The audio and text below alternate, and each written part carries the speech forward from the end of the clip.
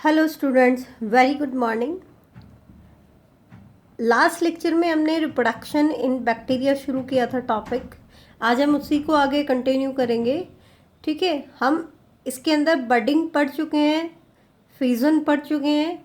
Next आता है endospore formation.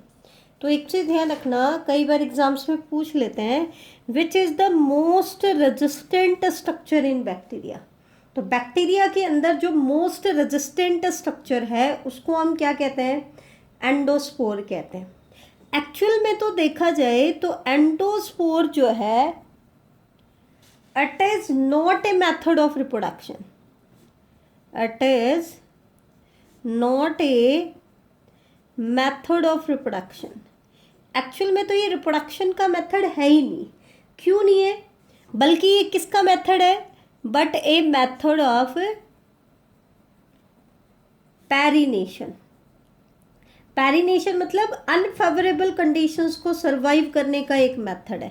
Reproduction का मेथड क्यों नहीं कह रहे? क्योंकि एक बैक्टीरियल सेल में, हर बैक्टीरियल सेल जो है वो सिर्फ एक ही स्पोर बनाती है, सिंगल स्पोर बनाती है, सिंगल एंडोस्पोर बनाती है। तो मल्टीप्लिकेशन तो हुआ ही नहीं। मतलब पेरेंट एक था तो उससे क्या बना है? एंडोस्पोर भी एक ही हुआ। तो मल्टीप्लिकेशन तो हुआ ही नहीं। तो इसका मतलब ये एक एक्चुअल में देखा जाए तो ये रिप्रोडक्शन का मेथड है ही नहीं। ठीक है, लेकिन इसकी हेल्प से बैक्टीरिया क्या कर जाता है? अनफेवरेबल कंडीशंस में सर्वाइव कर जाता है। तो it is a method of perennation. अब अनफेवरेबल कंडीशंस में क्यों सरवाइव करता है, इसका कारण क्या है? कारण क्या है कि they are highly thick walled. ये हाईली थिक वॉल्ड होते हैं तो अनफेवरेबल कंडीशंस को क्या कर जाएंगे? सरवाइव कर जाएंगे।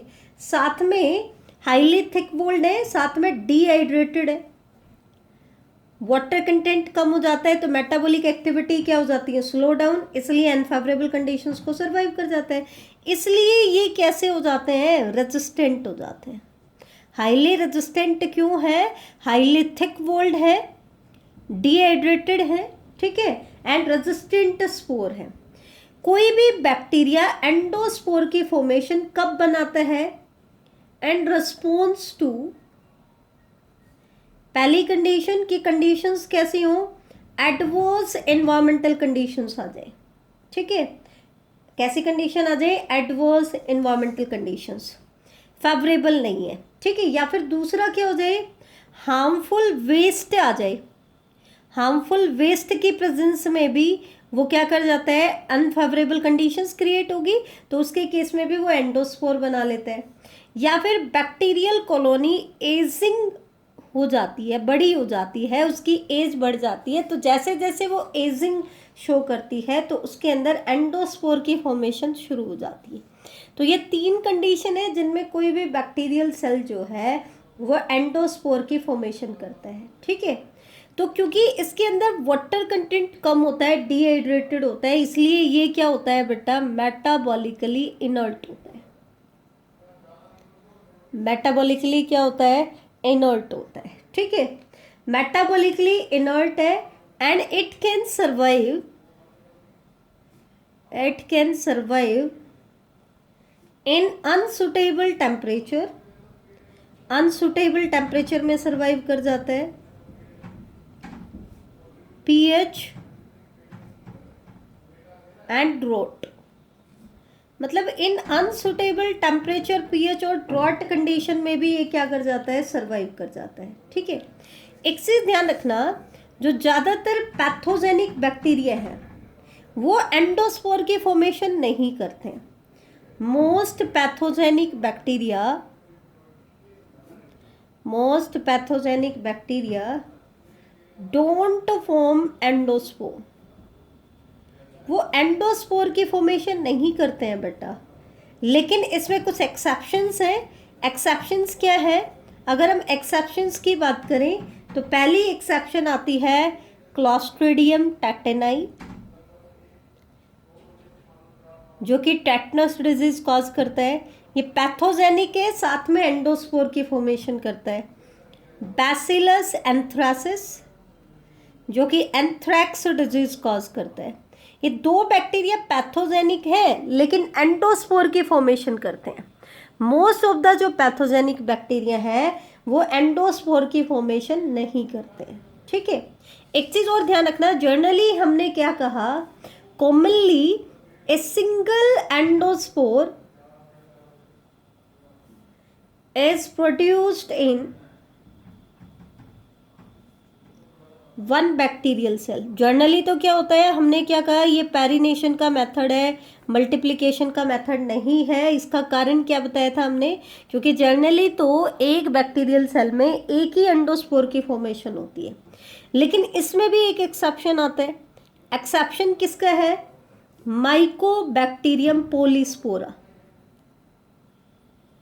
माइकोबैक्टीरियम पॉलीस्पोरा, बेटा माइकोबैक्टीरियम पॉलीस्पोरा जो है इसके अंदर 2 to 4 एंडोस्पोर की फॉर्मेशन होती है, इसलिए ये इसके अंदर एक एक्सेप्शन आ जाता है। नेक्स्ट इसका पार्ट आता है स्ट्रक्चर ऑफ एंडोस्पोर। एंडोस्पोर की स्ट्रक्चर कैसी है, तो सबसे पहली चीज तो इसकी शेप कैसी है, they are rounded oval spore. कैसे स्पोर है, राउंड ओवल शेप के स्पोर है। ठीक है, और ये 3 to 4 लेयर से कवर्ड है। कितनी लेयर से कवर्ड है, 3 to 4 लेयर से कवर्ड है। ये डायग्राम मैंने दिखाया, ध्यान से देखो, ये 3 to 4 लेयर कौन कौन सी है, आउटर मोस्ट लेयर है एक्सोस्पोरियम, इससे इनर है स्पोर कॉट, इससे इनर है आपका कॉर्टेक्स, ये वाला कॉर्टेक्स वाला पार्ट है। ठीक है, और इससे इनर है आपका कोर वॉल, और सेंटर में आपको प्रोटोप्लाज्म मिलेगा। तो प्रोटोप्लाज्म जो है वो 3 to 4 लेयर से कवर्ड होता है। कितनी वॉल लेयर से कवर्ड होता है, 3 to 4। तो सबसे पहले हम बात कर लेते हैं एक्सोस्पोरियम। एक्सोस्पोरियम जो लेयर होती है इट इज लाइपोप्रोटीन कवरिंग। ये कैसी कवरिंग है, लाइपोप्रोटीन कवरिंग है। That means lipids and proteins की बनी हुई है। किसकी बनी हुई है, लिपिड्स एंड प्रोटीन्स की बनी हुई है। इससे इनर आपको देखने को मिलेगी स्पोर कॉट। एक्चुअल में दिस वॉल, इसको बेटा बोला जाता है एक्चुअल वॉल लेयर। हम 3 to 4 क्यों कह रहे हैं, एक्चुअल वॉल लेयर तो यही होती है। एक्चुअल वॉल लेयर हम किसको बोलते हैं, स्पोर कॉट को। ठीक है, ये किससे बनी हुई होती है, ये बनी हुई होती है कैरेटिन लाइक प्रोटीन से। कैरेटिन की तरह के जो प्रोटीन्स होते हैं उनसे बनी हुई है। ठीक है, तो ये चीज ध्यान रखना, एक्सोस्पोरियम लाइपोप्रोटीन की है, spore coat keratin like proteins की बनी हुई है। ठीक है, इससे इनर आते हैं हम कॉर्टेक्स। तो क्योंकि इसको एक्चुअल वॉल लेयर कहते हैं, तो एक्चुअल में तो आउटर मोस्ट कौन सी हुई, स्पोर कॉट, तो मिडल कौन सी हो जाएगी, कॉर्टेक्स। मिडल कौन सी हो जाएगी, कॉर्टेक्स। ठीक है, ये जो लेयर है ये बनी हुई होती है, जैसे हम बैक्टीरिया की वॉल लेयर कहते हैं, पेप्टाइडोग्लाइकन की। ये किसकी बनी हुई है, पेप्टाइडोग्लाइकन की बनी हुई है। ठीक है, सबसे इनर मोस्ट जो वॉल लेयर है इसको हम कहते हैं इनर मोस्ट वॉल लेयर, और इनर मोस्ट वॉल लेयर बनी हुई है बेटा आपकी प्रोटीन्स की। ये किसकी बनी हुई है, प्रोटीन्स की बनी हुई है। आउटर मोस्ट लाइपोप्रोटीन की, इनर मोस्ट प्रोटीन की। Actual wall layer carotene like protein की, और मिडल वॉल लेयर पेप्टाइडोग्लाइकन की बनी हुई है। अब आता है इसका प्रोटोप्लाज्मिक पार्ट। प्रोटोप्लाज्म क्या होता है, किसी भी सेल में से अगर हम सेल वॉल को हटा दें, तो सेल वॉल हमने अलग से पढ़ ली, तो बाकी का जितना भी पार्ट है वो क्या कहलाएगा, प्रोटोप्लाज्म कहलाएगा। ठीक है, तो इसके प्रोटोप्लाज्म में मेनली आपको क्या मिलेगा, न्यूक्लियोइड प्लस में साइटोप्लाज्म। साइटोप्लाज्म में क्या क्या है, ऑर्गेनेलीज होंगी जैसे कि राइबोसोम, कुछ आरएनए होंगे, सम आरएनए, एंड स्टोरेज प्रोटीन्स भी होंगी। क्या होंगे बेटा, स्टोरेज प्रोटीन्स भी होंगी।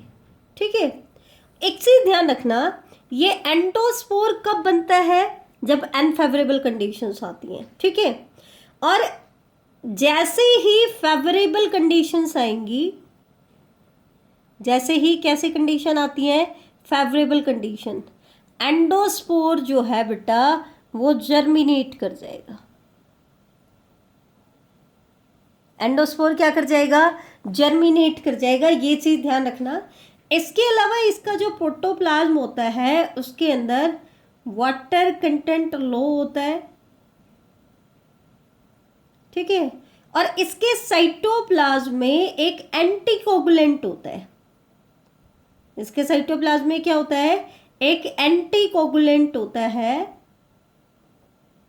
और उस एंटीकोगुलेंट का नाम क्या है? Dipicolinic acid,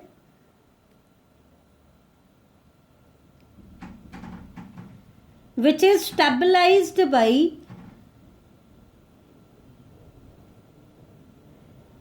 divalent calcium ion. Calcium 2+ ion से क्या होता है? स्टेबलाइज होता है। तो ध्यान देना, इसके ये वाले जो दो कैरेक्टर हैं, लो वाटर कंटेंट और एंटीकोगुलेंट जो प्रेजेंट होता है इसके साइटोप्लाज्म में, dipicolinic acid which is stabilised by calcium ion, इसकी वजह से एंडोस्पोर जो है हाईली रेजिस्टेंट हो जाते हैं। दैट मीन्स ये दो फीचर इसको कैसी एबिलिटी देते हैं? रेजिस्टेंस की पावर देते हैं, ठीक है। तो पूछ सकते हैं रेजिस्टेंस पावर किसकी वजह से होती है? हाईली रेजिस्टेंट होते हैं, इसीलिए तो ये क्या करते हैं?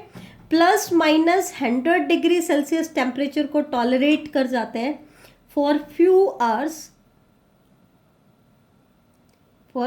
Hours without any effect. मतलब कुछ घंटे तक अगर इनको +-100 डिग्री सेल्सियस का टेम्परेचर दिया जाए तो वो इनको इनके ऊपर कोई इफेक्ट नहीं डालता। प्लस माइनस मतलब +100 डिग्री जो कि बॉइलिंग टेम्परेचर है, और -100 डिग्री कितना लो टेम्परेचर है। नॉर्मली वहाँ पर कोई भी सेल सर्वाइव नहीं कर पाती है, लेकिन एंडोस्पोर उस टेम्परेचर पर भी कुछ घंटे के लिए विदाउट एनी इफेक्ट क्या कर जाते हैं बेटा? सर्वाइव कर जाते हैं, ठीक है। तो एक बार क्विक रिवीजन ले लेते हैं, इसका बहुत इंपॉर्टेंट है। देखो, एंडोस्पोर क्या है? It is the most resistant structure in bacteria. Bacteria की सबसे रेजिस्टेंट स्ट्रक्चर है। एक बैक्टीरिया में जनरली एक ही एंडोस्पोर बनता है। किसको छोड़ दें? अगर हम छोड़ दें माइकोबैक्टीरियम पॉलीस्पोरा को, जिसके अंदर 2 to 4 एंडोस्पोर की फॉर्मेशन होती है, बाकी में एक एक की होती है। इसलिए इसको हम कहते हैं कि रिप्रोडक्शन का मेथड नहीं है, किसका मेथड है? पेरिनेशन का, ठीक है। हाईली थिक वोल्ड होता है, डिहाइड्रेटेड होता है, मेटाबॉलिकली इनर्ट होता है क्योंकि वाटर कंटेंट क्या हो गया? लो हो गया। तो इसी की वजह से ये हाई टेम्परेचर, पीएच और ड्रॉट कंडीशंस को क्या कर जाता है? सर्वाइव कर जाता है। कोई भी बैक्टीरिया एंडोस्पोर कब बनाता है? जब एडवर्स कंडीशन आ जाती हैं, हार्मफुल वेस्ट बन जाते हैं, या बैक्टीरियल कॉलोनी एजिंग शो करने लग जाती है, तब उस केस में ये क्या करते हैं बेटा? एंडोस्पोर की फॉर्मेशन करते हैं।